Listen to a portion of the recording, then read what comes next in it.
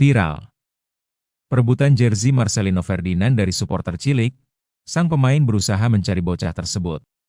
Berita viral tentang insiden perebutan jersey Marcelino Ferdinand yang melibatkan seorang supporter cilik masih menjadi perbincangan hangat hingga saat ini. Kejadian ini membuat Marcelino berupaya keras untuk mencari dan menemui bocah tersebut, yang diketahui sebagai penggemar beratnya. Peristiwa ini terjadi usai laga Indonesia versus Bahrain di Stadion Utama Gelora Bung Karno pada Selasa.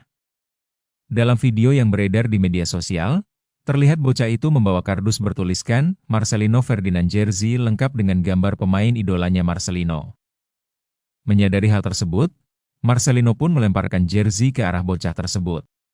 Namun, momen haru itu berubah menjadi insiden tak terduga ketika seorang pria berbaju putih tiba-tiba merebut jersey tersebut sebelum sang bocah sempat menangkapnya.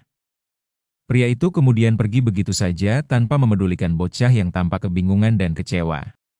Suporter lain yang berada di stadion pun marah dan meneriaki pria tersebut agar mengembalikan jersey kepada bocah itu.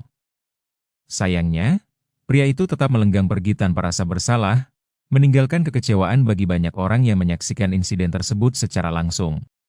Tak hanya di stadion, aksi pria tak dikenal ini juga menuai kecaman luas di media sosial. Warganet ramai-ramai mengutuk tindakannya dan bahkan mulai mencari identitasnya.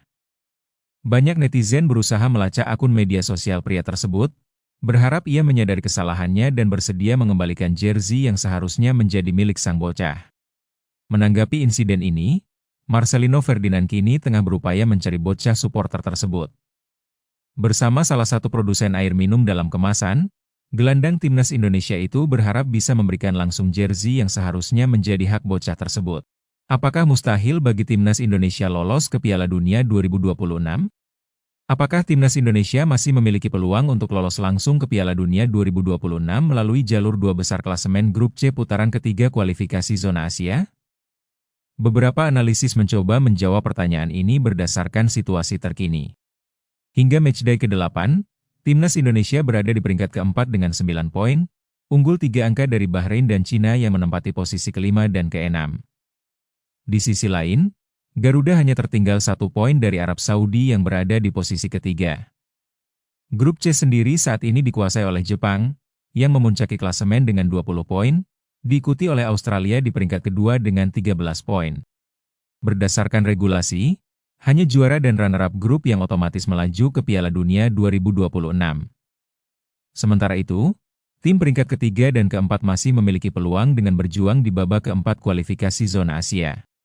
Untuk bisa menggusur Australia dari posisi kedua dan lolos langsung ke Piala Dunia, timnas Indonesia harus memenuhi 2 syarat penting. 1.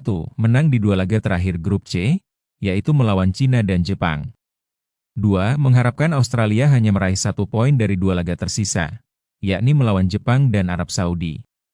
Dari segi probabilitas, situs Football Rankings menilai bahwa peluang Indonesia lolos ke babak keempat kualifikasi Piala Dunia 2026 mencapai 58%, sementara kemungkinan gagal melangkah ke babak berikutnya berada di angka 42%.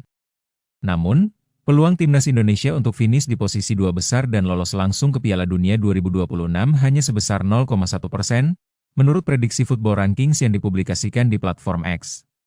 Prediksi ini cukup realistis mengingat persaingan ketat di Grup C serta tantangan berat yang harus dihadapi oleh skuad Garuda. Meski begitu, harapan masih ada.